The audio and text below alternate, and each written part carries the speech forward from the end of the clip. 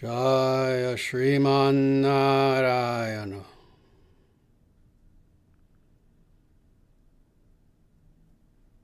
Jaya Bhagavan Shri Krishna.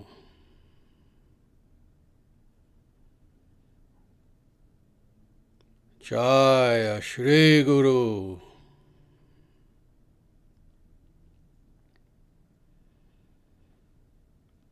Sanatana Dharma Jayate.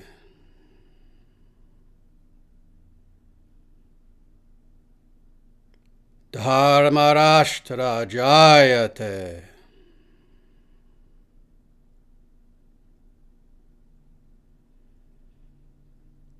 Surya Vangsha Jayate.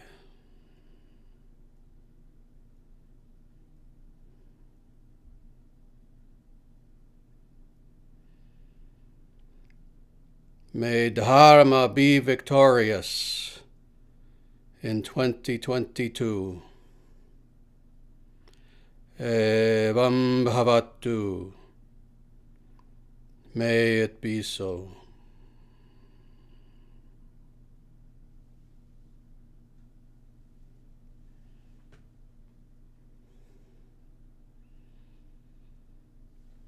Namaste, everyone. It is absolutely my joy, my pleasure, my privilege, and my honor to be here with you this evening for our live stream satsanga. This is being brought to you by a very important movement called the International Sanatana Dharma Society. This is a movement that is on the very cutting edge of restoring Dharma in its fullness upon the face of the earth. And I thank you again for being here. Before we begin with the talk for the day, first I just want to say a few things, and that is, first of all, please subscribe to this channel, and do so right now if you are not already subscribed. Also, please feel free to like this video and to comment, especially once it is the case that the live stream is over and this is a recording that's available to see later. Please feel free to comment at that time. Please don't ask any questions now, as I always have to say, because if you do, I'm not going to see them. Please wait until I indicate that it's the time to ask questions and answers. And then at that point, it would be my pleasure to answer as many questions as I possibly can. The primary website, and we have many websites, but the primary website of the International Sanatana Dharma Society is known as dharmacentral.com. When you have a chance, even immediately after this live stream is over, I would ask you to please visit dharmacentral.com, and you'll see many, many different resources that are there. You'll see that our books are available there, including Sanatana Dharma, the Eternal Natural Way, Living Dharma, the Dharma Manifesto, and many, many other books, including our newest one, which is the Introduction to Sanatana Dharma, which came out not long ago and is still actually our best-selling book right now. As I've said many times, and it's still the case, this book is selling more than all of our other books combined, which in a way is not surprising in any way. It is an introduction to Sanatana Dharma. It's short. It is meant for the average reader. It's meant to be exactly introductory, what the title says, and that's precisely what it is. So if you have a chance, please feel free to get this book. It is also available at dharmacentral.com, as well as Amazon and many other places.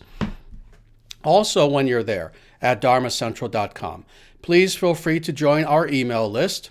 And in doing so, you will receive periodic notifications from us. And we will be just telling you about various things going on with the ISDS, new projects, new developments, new books that come out, etc., etc. And then finally, if you can, please feel free to become an actual tithing member of the ISDS. When you become a tithing member of the International Sanatana Dharma Society, you help us in many, many different ways, including helping us with all the various projects that we are doing, which, of course, we need funding for. There's no such thing as a movement that does not need funding. And we also need as much funding as possible for all the various things that we are doing. So we would be very grateful if you could become a tithing member or even give a one-time donation. And again, the information for that is at dharmacentral.com. So with that, I thank you for listening to those announcements. Now we're going to dive into the talk for today. And it's going to be a special talk, actually. This is a talk that I am very, very specifically giving right now in this time in history for a very special reason. And that is that, as I've said repeatedly, and as all of you know, indeed, a person would have to be in a coma to not know, that we are living in a very crazy world. What has become in the last year, really, it's been going this way for quite some time, but exponentially so. Things have been getting more stressful for people. People have been getting more depressed, losing hope, etc., feeling powerless. And this has especially been true for 2021. And the reason why I'm giving this message today very specifically, and that is take control of your destiny. The reason why I'm giving this talk today very specifically is indeed so that people understand that, yes, despite how things are going, despite all the negative things that are going on in the world today, we are to be optimistic. We are to think positively. That, yes, we know the world has gone crazy in so many ways that we quite literally cannot even talk about all the ways in which the world has gone crazy in the last year. Despite this fact, however, as I've said multiple times, things are going to get better. But they're not going to get better simply as some sort of magic. You see, as followers of Sanatana Dharma, despite the popular stereotypes about individuals who follow meditation, yoga, etc., we actually don't believe in magical thinking. We actually try to think very practically. And we also understand, in keeping with the fact that Sanatana Dharma is a very practical path and does not involve magical thinking, waiting for some miraculous thing to just happen that is outside of ourselves, that will save us, etc. No, on the contrary, we believe in, indeed, taking our destiny in our own hands and understanding that, and I say if, just for the sake of argument, if, really when, but let's say if a golden age comes about, it will be due to a combination of God's grace, but also due to ourselves understanding that we indeed are in control of our destiny and that we create our future and we mold the future in such a way that if we understand this, we can take part in bringing about this golden age. You see, the golden age is not merely a matter of, as some, especially New Agey people think, just kind of sitting back and waiting for someone else to do something, whether that someone else is other people or the gods or God. No, we are to understand that, yes, we need God's grace. We need the grace of the gods. We need the grace of other wonderful leaders and people. Yes, we do need that. But the world also needs us. We need to understand also that we also need to work hard in order to make ourselves better and to make our world better. So this is going to be the nature of our talk today, is taking control, how to take control of your destiny. So all that just as preface, now let's dive into the actual talk. I'm going to be looking at a very powerful, very beautiful verse from Mahabharata. You know, for those who know, Mahabharata is a truly amazing work. It is one of two Vedic epics, Mahabharata being one of them, the Ramayana being the other. These are both known collectively as the Itihasas, or the epics. And Mahabharata specifically is an endless, seemingly endless encyclopedia, an infinitely large encyclopedia of wisdom. And for those of you who have not read the Mahabharata, I would suggest that you do. There are several editions that are available. There are many summary studies. In fact, the best one is one that was done by Kamala Subramaniam. She did a very nice summary study. Hers is enormous. It's many hundreds of pages long, and that's just a summary study.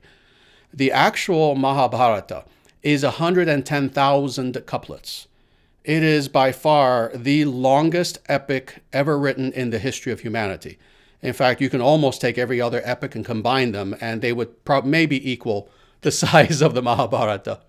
So it's an enormous work. So what I'm going to be doing today is looking at just one of these verses from Mahabharata, Book 12, Shanti Parva, Rajadharma-anushasana Parva, verse 56.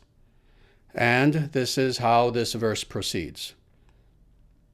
O my son Yudhishthira, you should always exert yourself with diligence. For without diligence of exertion, mere destiny never accomplishes the objects cherished by kings. These two, exertion and destiny, are equal in their operation. Of them, however, I regard exertion to be superior. For destiny is ascertained from the results of what is begun with exertion. Do not indulge in grief if what is commenced ends disastrously, for you should then exert yourself in the same act with redoubled attention. This is the high duty of kings. So, thus is this beautiful, truly powerful verse from Mahabharata. So, as always, let's dive into this. Let's dive into this truly wonderful verse and see what this verse is actually attempting to tell us. So, first of all, O my son Yudhishthira, this is Yudhishthira who is being addressed. Yudhishthira is not just anyone. He is one of the 5 Pandavas, one of these 5 truly wonderful, famous, heroic brothers who are all kshatriyas, who are all royalty. To put it lightly, they're royalty. And he is the chief of them. Indeed, he is destined to become the next king of Bharata. So this is who is being addressed here.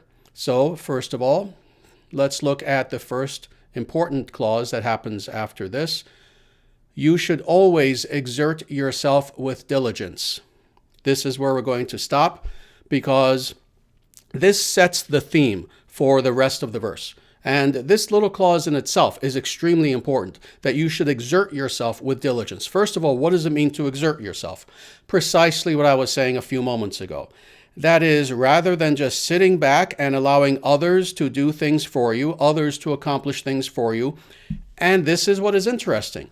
Whether those others are other human beings, are the gods, or even God, we are not even to use spirituality as an excuse for inaction.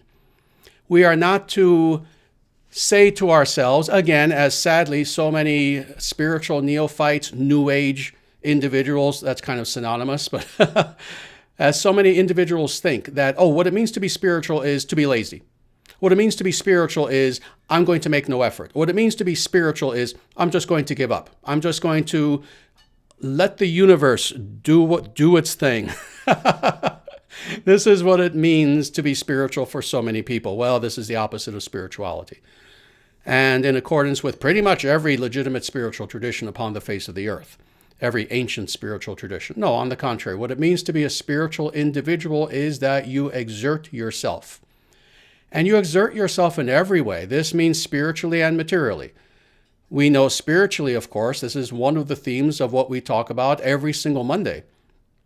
That spiritually speaking, what it means to be on the spiritual path is indeed that you are not lazy, is indeed that you exert yourself in the sense of you do. You do sadhana, you do meditation, you do yoga, you strive to reform yourself and who you are, your character, your morals, your ethics, etc. So what it means to be a spiritual person is to exert yourself, to work hard in order to achieve what is your goal. Well, that's spiritually, and then materially as well. We know, of course, that nothing of value can be accomplished in this world unless a person works hard, unless a person puts out the energy for what it is that they wish to have. You know, when we truly want something of value, the energy that we put out has to match in degree the value of what it is that we wish to have. So your goal is something small? Well, okay, then have small energy.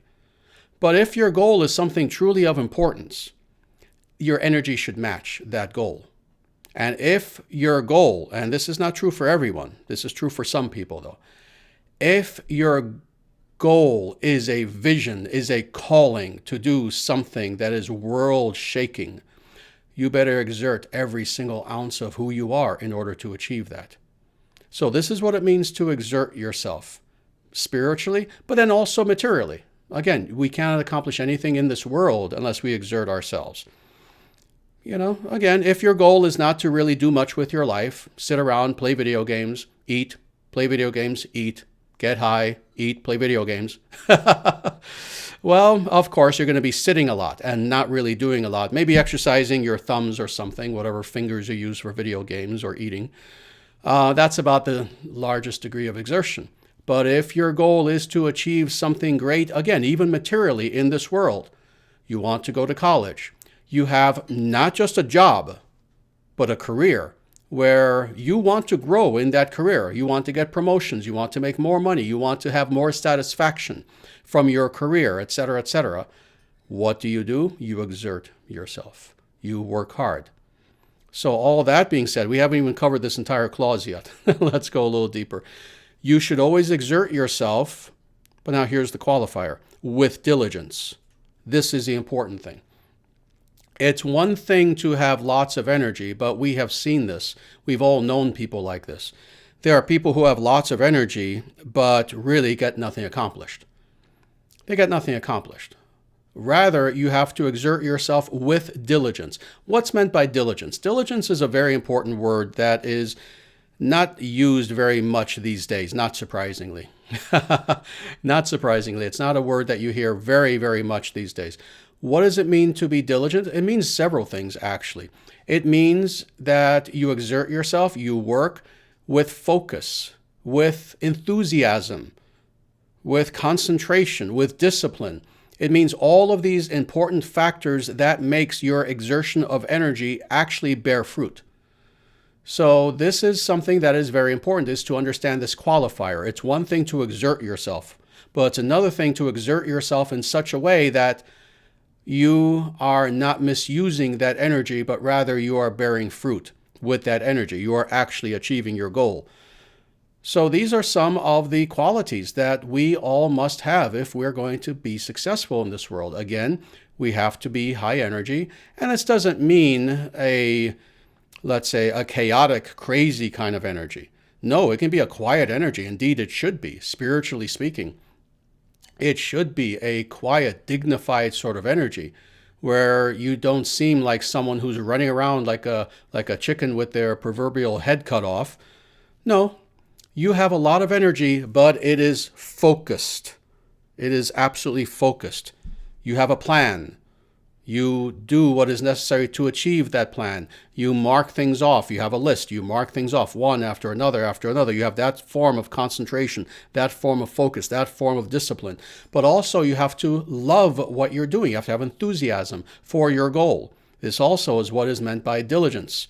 You have a zeal. You have, again, an enthusiasm for what you're doing. You're happy with your exertion, etc. So this is what is meant by diligence. So if we can understand these two words alone, we can understand how to be successful. Those two words being, very simply, to exert, but with diligence. So that first clause now being commented upon, let's go on a little bit more. For without diligence of exertion, mere destiny never accomplishes the objects. Let's stop there. We're not going to complete the sentence or the clause, but let's stop there. Now, what's being spoken of is, well, what happens when a person doesn't have this diligence of exertion? So first, the positive is brought forth. So the challenge is thrown down that, yes, you should exert yourself with diligence. Now, the opposite is being spoken of. What happens if you don't have that? So, for without diligence of exertion, what happens? Mere destiny never accomplishes the objects. And again, we're just going to stop there for now, even though the sentence continues a little bit. And I'm doing this very much on purpose. So without diligence of exertion, destiny alone is not powerful enough to accomplish what it is that we wish to accomplish in this world or even spiritually. Now, what is meant by destiny? I don't want to go too deeply into an explanation because in the very next sentence, something very interesting is going to be said in order to explain truthfully what is destiny. But I just want to touch upon this a little bit. What is destiny? It's several things. It's karma. It's karma. It is the resultant effect of causes of which we are the instigator of such causes. It's also destiny, meaning that it is indeed the will of the gods. It is destiny, meaning that it is the will of God, and sometimes a combination thereof, and several other things as well, but those three factors are the three most important. This is what is meant by destiny. So without diligence of exertion, that is, without what was just described in the previous sentence, without us having the energy, the focus, etc., to work hard to achieve our goal, destiny is not enough. Destiny will help us, but destiny is not enough. Of the two, of exertion versus destiny, it is exertion. It is our taking this destiny into our hands and mastering our lives that will help us to achieve our goal, that will help us to achieve what it is that we wish to achieve. So, for without diligence of exertion, mere destiny never accomplishes the objects cherished by kings. Oh, now I finish. Now I finish this sentence with these three words, cherished by kings. Why did I decide to wait to comment upon this? For a very important reason. This is the Rajadharma-anushasana Parva of Mahabharata. This is Rajadharma. What this section of the Mahabharata is speaking of very specifically is the Dharma, the way of the Raja, of the king. Very specifically. And why is this important? Why is this important? Well, several things. First of all, most of us are not kings, and we're not going to be kings. Let's be very blunt and honest about this. Most of us, we're not kings, we're not queens, and we are not going to become. However, despite this fact, what is a king and what is a queen in the didactic sense of these two terms? That is, in the instructional sense of these two terms. It may be true that, maybe in this lifetime, most of us are not destined to become kings or queens, but we can still learn from them, and we are still meant to learn from them. There are two sorts of individuals. There are more, but these are the two main ones that we have access to. There are two sorts of individuals who we are meant to learn from. The first are sages, the second are kings, and kings in the true sense of this term. This being the case, even though this statement is indeed being addressed to, again, who? Yudhishthira, who is destined to be the king of Bharata. Despite that fact, we are to learn from this as well. And as we are seeing so far, we can learn from this. But at the same time, it is interesting, isn't it, that this instruction that is here is indeed instruction that is being given to someone who is destined to be a world emperor. And yet, despite the fact that most of us probably are not destined to be world emperors, this information still applies to us nonetheless. It applies to all of us. It applies to any individual who wishes to achieve anything of greatness in this world. And when I say greatness, again, I don't mean just the most, let's say, massive of accomplishments imaginable. I mean even somewhat smaller things. If you want to achieve something in your life that has meaning for you, something that in your life is big, something that you know especially will be beneficial to yourself, but then to others, these instructions are instructions that are meant for you. And not merely kings, but at the same time, isn't it interesting to know that these instructions are meant to be taken seriously because these are instructions for kings? So, all that being said, now let's go on to the next sentence. These two, that is, exertion and destiny, are equal in their operation. There's not much being said here. This sentence here is actually just kind of laying the groundwork for now what is about to come. That is the very next sentence. And this very next sentence is crucial to this entire verse. So again, this is just essentially laying the groundwork and explaining that these are the two things now that are going to be spoken of. This juxtaposition of exertion, that is our doing of our own will, of our own desire, having that will to accomplish something in our life, and thus having the energy to accomplish it, versus destiny, that is, versus the idea of our achieving a goal because of some factor, some force outside of ourselves. They're both important. This is why it's being said here that, oh, they're equal in operation, meaning really that they're both important. And as I mentioned a short time ago, they are indeed both important. There is what we do with our life, but then there's also the grace of others. The grace of others, meaning the grace literally of other people in our lives, powerful people, or people who have raised us, mentors, etc. The grace of the gods, the grace of God, etc. So these are both of importance. But now let's go on to the next sentence. Of them, however, that is, of these two things, exertion and destiny, of them, however, I regard exertion to be superior. For destiny is ascertained from the results of what is begun with exertion. Very nice. Now let's look at this clause by clause. So of these two items, that is exertion versus destiny, I regard exertion to be superior. We'll stop there. So again, of the two, both are important. But of the two, it is those free will decisions and then actions that take place on the part of ourselves as free will individuals, as persons who are ultimately Atmans in our ultimate nature, within this material world, deciding to accomplish X thing and then doing the action necessary to accomplish X thing. That is the most important factor for, indeed, any living being. Not just human beings, but for any living being. You see, the gods too, you can think of any truly divine beings. The gods too don't just kind of sit around and wait for something to happen. They, above all, the more powerful beings, understand that the way that you achieve anything that is worth achieving is that you do. Is that you have the energy, the inner will, the inner determination, etc., and that you get yourself off that couch and you do. Yeah, the gods have couches too, actually.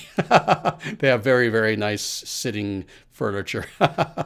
But yes, the gods understand this, and we as humans also have to understand this, that this exertion is superior, even to destiny. It is the most important thing. But now it's explained why it's superior in the rest of this, in the further clause. For destiny is ascertained from the results of what is begun with exertion. So in other words, exertion is the cause and destiny is the effect. That's precisely what's being said here. When we talk about destiny, in any sense of this term, but let's look at karma, just as a very easy to understand example of this. When we look at destiny, that is, what it is that is about to happen to us. What is our future, etc. Well, there is that destiny, and that destiny is something that's very important. We must respect it. We must work within the context of that destiny, etc. But at the same time, what was the cause of that destiny? What was the cause of that karma that is now coming toward us, either good or bad or a mix, etc.? It was our previous exertion. It was our previous doing. It was as a result of our action, of our thoughts, of our speech, of our action, previously, either previously in this life or in previous lifetimes. But it was as a result of our choosing to do something, either good or bad, as the cause that now, quote unquote, destiny or that karma will now happen in the future that will give us a certain result. So that's essentially what's being said here, is that both destiny and exertion are important. But of the two, it is that exertion that is primary because it is the cause of that future destiny. Now, this is true for ourselves. This is also true for whether we speak about destiny in terms of God's grace as well. Again, let's take ourselves even out of the equation and say that, oh, we have a certain destiny in our lives. And that destiny is the result, is the effect of God's grace. Well, even with this, it is exertion that is primary. Because God has the exertion, one could say, is the cause of that grace. That being the case, now we have a specific destiny. So in any case, the destiny aspect of this equation of exertion versus destiny, the destiny aspect is secondary. The destiny aspect is an effect of which Doing is the cause. Whether we are doing, whether God is doing, whether the gods and goddesses are doing, whether some superior being is doing. Ultimately, it is the exertion that is the most important element in this equation of exertion versus destiny. So that's what's being said here. Now, these next two clauses of this next sentence are both extremely important. I've kind of repeated this several times, and it's for good reason. It's because as we get deeper and deeper into this verse, it just becomes more and more striking what's being said. So let us continue. Do not indulge in grief if what is commenced ends disastrously. Let's stop there. That's just the first clause of a full sentence, but we're going to stop here for now. Do not indulge in grief if what is commenced ends disastrously. What is being said here? What is being said here is that even with exertion, even with our having a desire to achieve X thing, here is my goal, I wish to achieve this. Now I'm going to exert myself, and indeed, I'm going to exert myself 100%, with 100% of who I am. And I'm going to use the time element, however long, a year, 5 years, however long I know it's going to take realistically to achieve this goal. And I'm hurling myself full energy toward achieving this goal with zeal, with enthusiasm, with discipline, etc. And at the end, I fail. I fail. See, this is what is interesting, is that even by exerting ourselves 100%, at no point here, you'll notice, in this entire verse, does it say that, well, even with exerting yourself completely, you are guaranteed to have success. No. It is guaranteed that without exertion, you will not have success. That is guaranteed. But it's not even guaranteed that if you throw yourself into a project with 100% energy, again, magical thinking. I have to have success because I've thrown myself into it 100%. History disagrees. And a million examples disagree.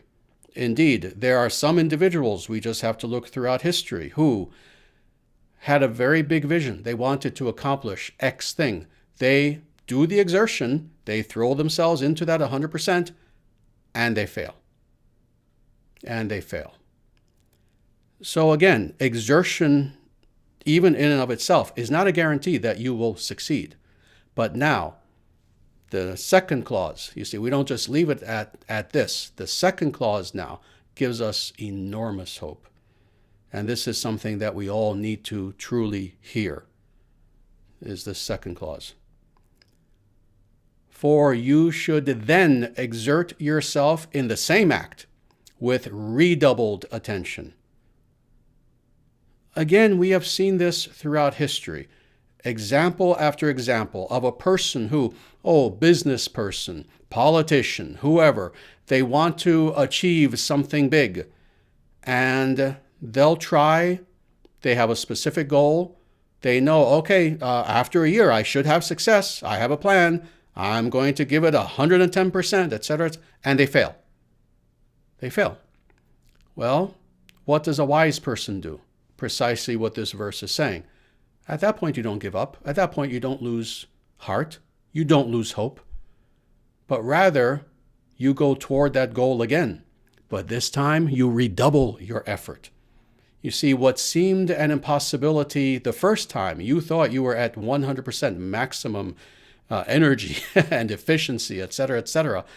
What you will find is, as a result of that so-called failure, you now have greater wisdom.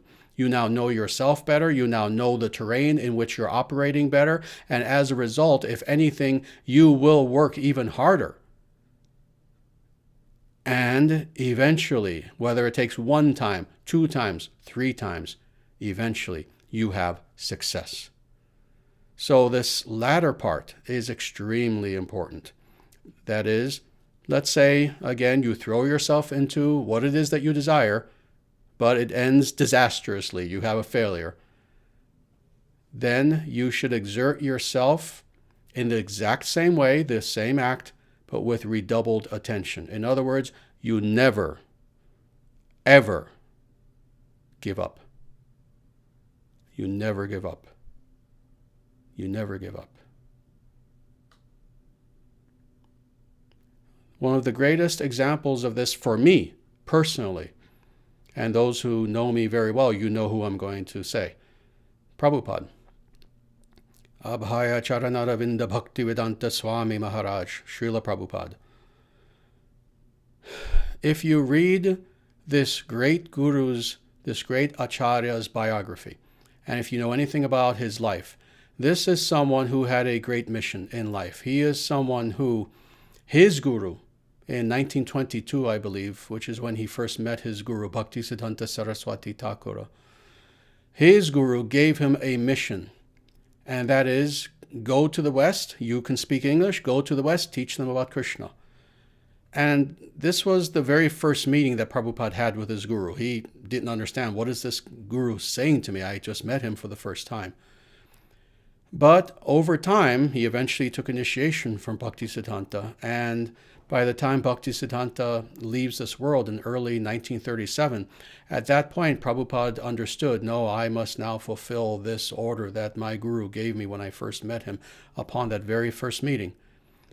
And Prabhupada did his best. He threw himself into the mission of teaching others about Krishna. And what happened to him? Failure. Failure. Again, read his biography. And you'll see this. He tried in India for decades. He would try one mission. He tried helping my guru, actually, Bhakti Rakshaka Sridhar Swami. They actually lived together for several years, and he tried helping my guru. But then Prabhupada tried his own mission, and he actually had several organizations along the way, and he tried many things in order to teach people about Krishna, to fulfill his guru's order. And he had failure, and then another failure, and then another failure, and then another failure. And the amazing thing is, at no point did Prabhupada ever give up.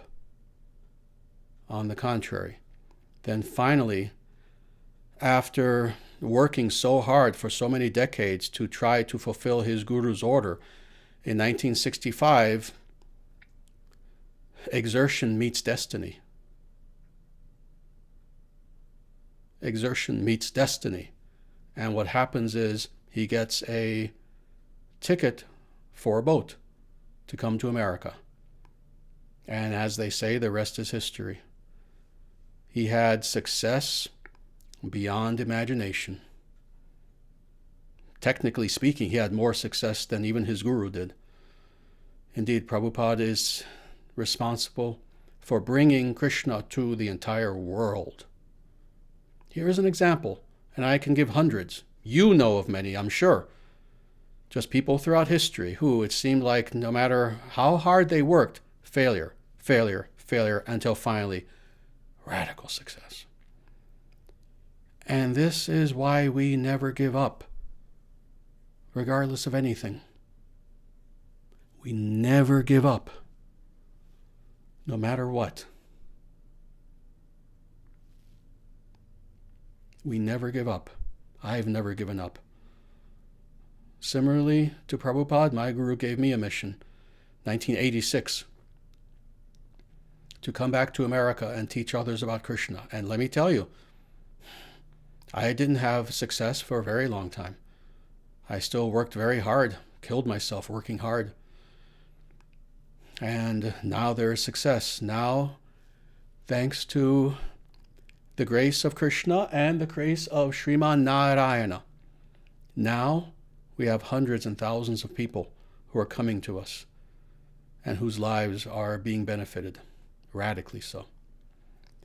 So this is why, if there's one message that we are to take from this verse, it is this: never lose hope.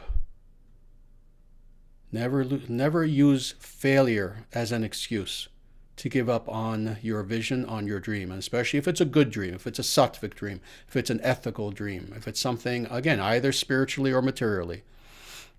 Exert yourself with diligence. Give your mission every talent that you have, every energy that you have, everything that is good within you, your intelligence, your strength, everything good that you have, every good attribute, every good characteristic, every good trait. You take them all and hurl them at this mission, and you don't give up. And even if you have failure, you pick yourself up and you do it again, but twice as hard, with twice as much dedication, with twice as much diligence. And if you do this, I guarantee you that with God's grace, you will have success.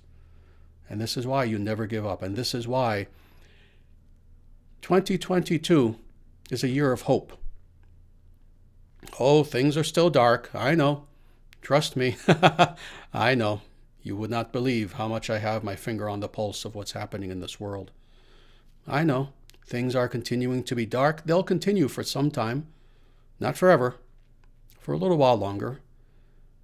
But the way that we are going to turn this world around and to bring light into this world is precisely by following this kingly advice that is in this verse.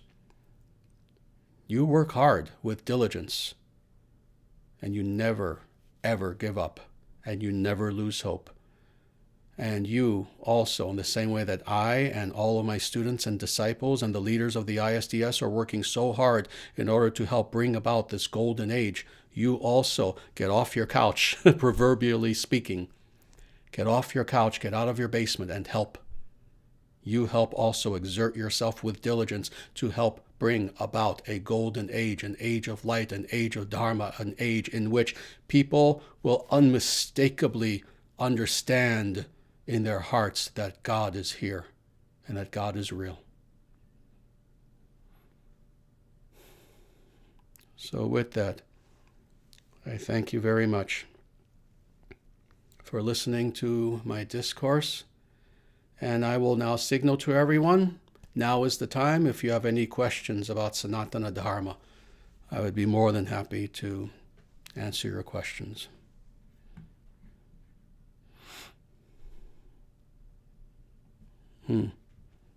Very good.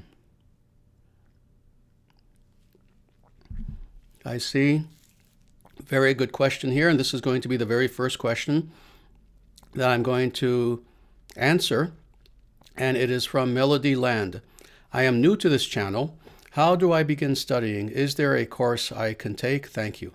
Wonderful. Well, first of all, Melody, welcome. Welcome to Sanatana Dharma. That is the name of the spiritual path that we follow. It is the path of 1 billion of the Earth's inhabitants. The alternative name for Sanatana Dharma is Hinduism.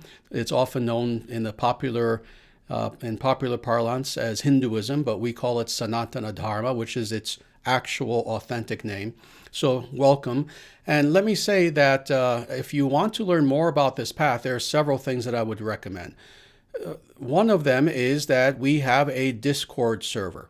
Please join that. And if you are not familiar with what a Discord server is, the way we operate ours is basically it is a forum for discussion. It is a forum in which you can go there, and there are many, many, many sub-forums, what are called channels, in which you can have conversations with others, you can ask questions, and little by little you can learn and learn and learn, both about the philosophy of Sanatana Dharma, this philosophy that we've been speaking of today, but also how to practice Sanatana Dharma in a way as to make it something that is alive, living in your life. So that's the first thing I would say is, and I'm sure people have already put up the link to our Discord server. Please join that. The other thing is, please get 2 books when you have a chance that we have. And again, just go to dharmacentral.com. They're also available on Amazon. And these 2 books are called, first, Sanatana Dharma, The Eternal Natural Way. And this is our main work. It's a very big work. It's not small. It's a large work that is designed to explain what is the worldview of Sanatana Dharma. But then there's a companion book, and that is the Sanatana Dharma Study Guide. And that goes along with the first book. And that will help you to, again, go through the first book, but it's also a very good work in and of itself as well. It has various exercises in this book and questions and answers, and it's a fun book, actually. So get those 2 books, begin to go through them. Again, join the Discord server. And the third and last thing that I would say is this. You are on a very special channel right now. This is the Dharma Nation channel. Please take full advantage of, first of all, absolutely subscribing, but also going back through all of the previous videos. And there's a lot. Take your time, go through all the previous videos, starting from the very beginning, go to the earliest videos, work your way up to today and beyond. And what you will see is that there is a wealth of information that is here on this channel in the form of these videos. So I hope that this is helpful. I hope that this is at least a beginning for you. And again, welcome to our channel and to Sanatana Dharma.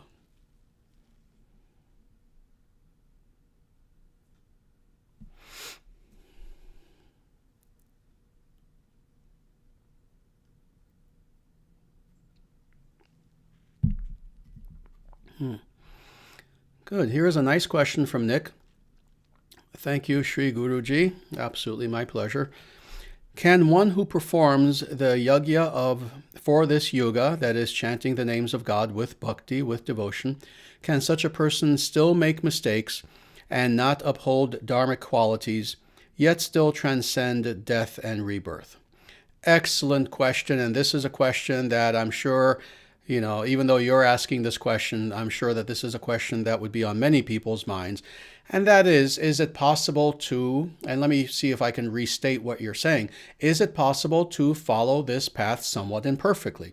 That is, to make mistakes, to want to achieve liberation, etc., and to exert oneself in order to do this, and to even exert with diligence, but maybe not 100% of the time, let's say, come up to the highest ideal, the highest standards, etc.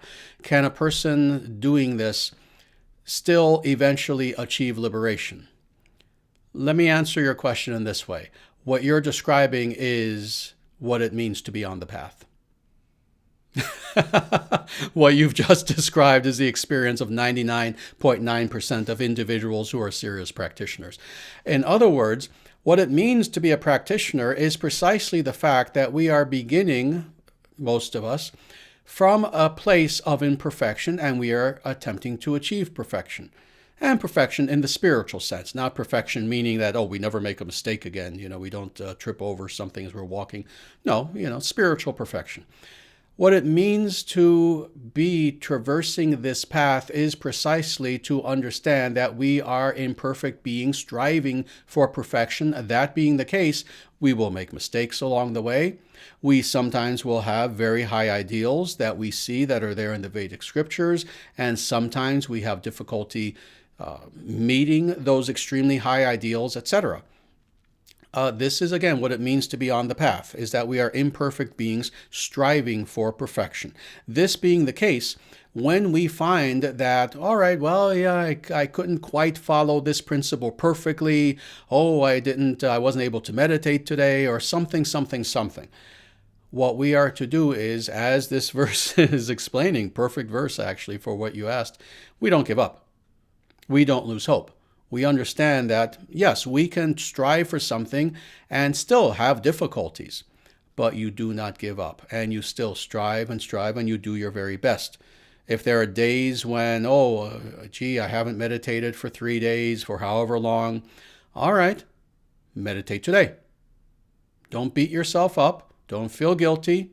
Don't use the fact that you didn't meditate for a few days as now an excuse to just throw meditation out the window entirely. I guess I'm lost. No.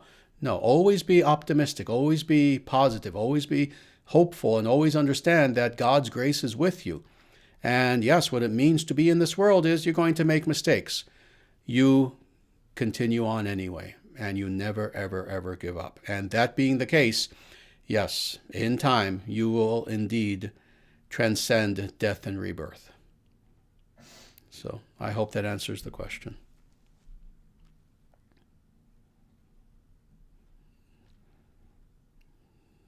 Very good.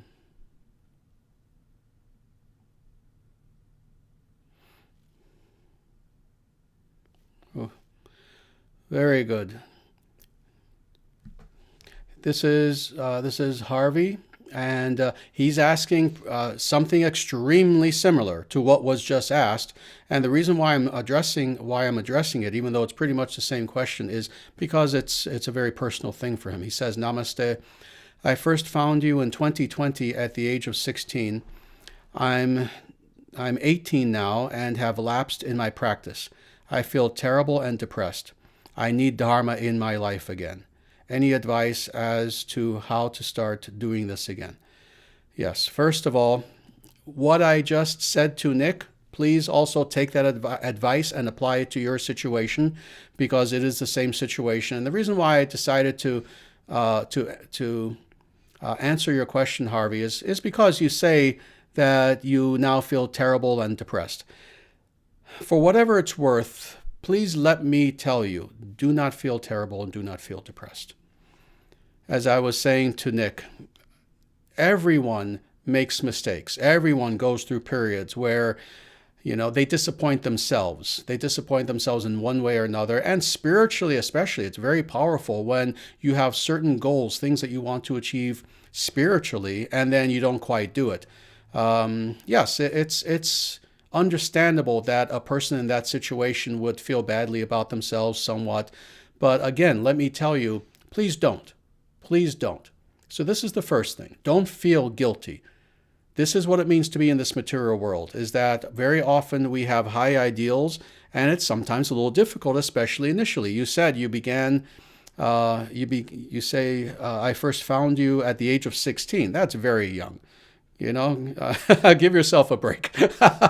That's very young. The fact that you had some difficulty continuing with the practice, that's all right. You're only 18 now. You're not 80. You're not 88. Indeed, even at the age of 88, I will tell a person, don't give up, because truthfully, no one should give up. But at 18, no, you can do this. You absolutely can get back on this path again. As far as how to do this very practically, similar to what I was saying to the first person who asked a question, you need association. Join our Discord server. If you're not on there already, please join immediately and start to talk to all of the other people who are on there so that you feel that you are in a spiritual community. That's what our Discord server is, and that's why I stress it a lot, is because it is an online community of the International Sanatana Dharma Society. If you're on there, you'll meet many of my closest disciples. You'll meet leaders of the ISDS. You'll meet many individuals who will be there to encourage you, to answer your question, to take you under their wing, etc. So this is what will help you, is to have that association. Don't feel alone in any way. And just continue to practice. Begin again now. Very good. Hope that was helpful.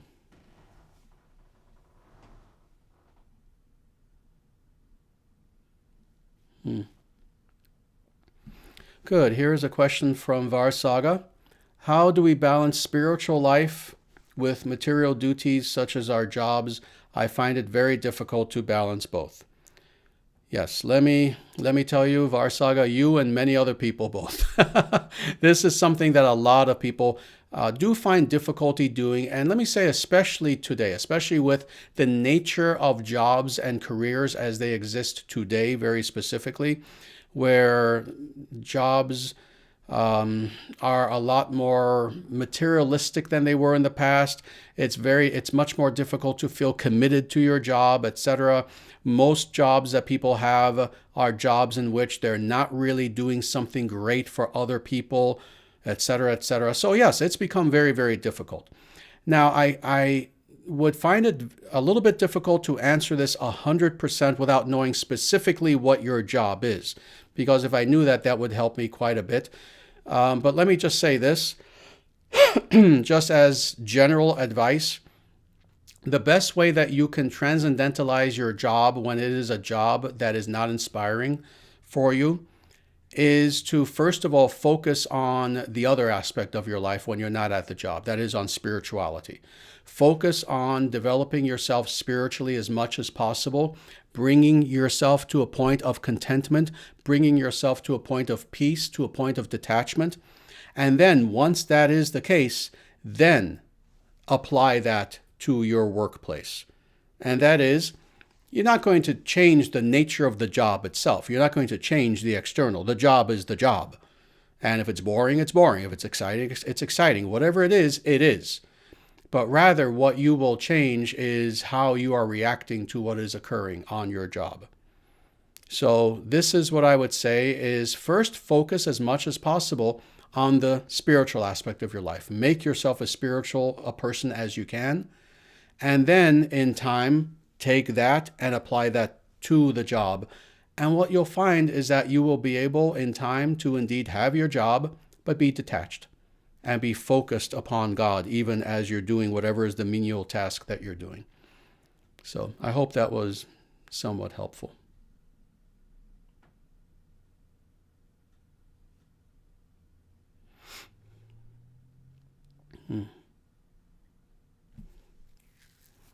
Very good. We only have about 3 minutes left, so I'm probably only going to take one more question. And this is a question here that I would like to answer. And that is there a particular reason you read from Swami Prabhupada's version of the Gita versus other versions like Yogananda's Gita, etc.?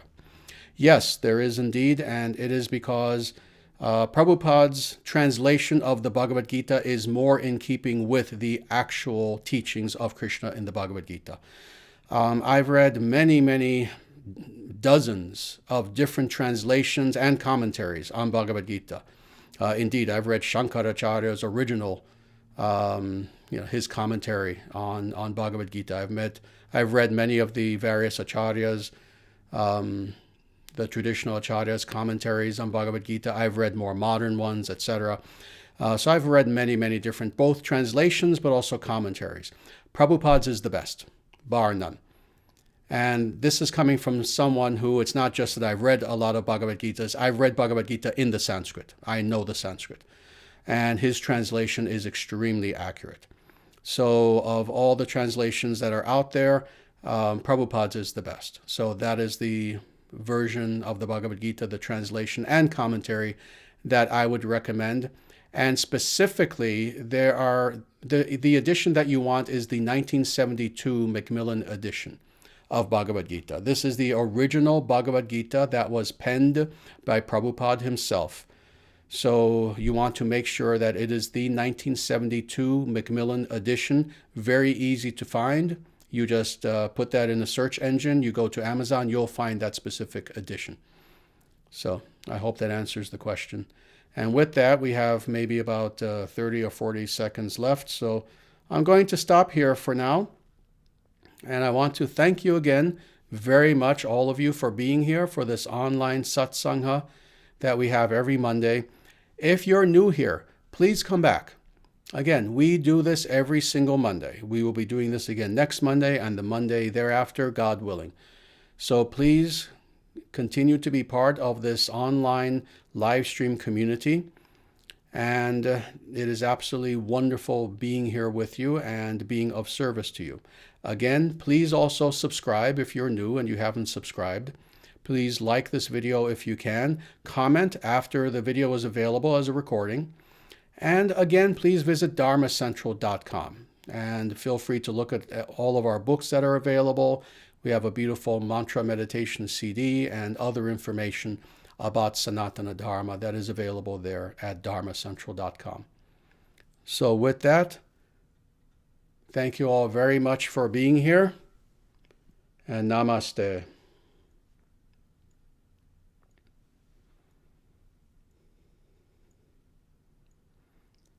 Jaya Shriman Narayana.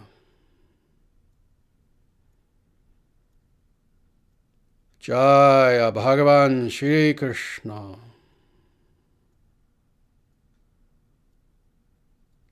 Jaya Shri Guru.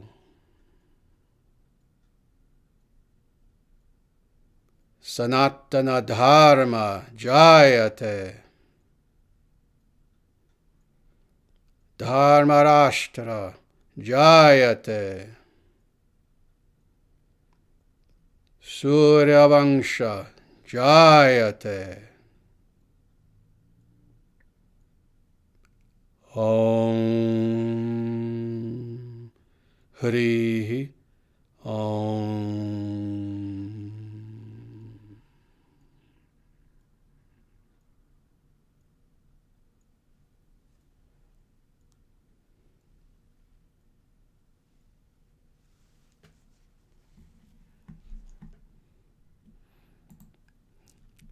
with that, everyone, please take very good care of yourselves in every way.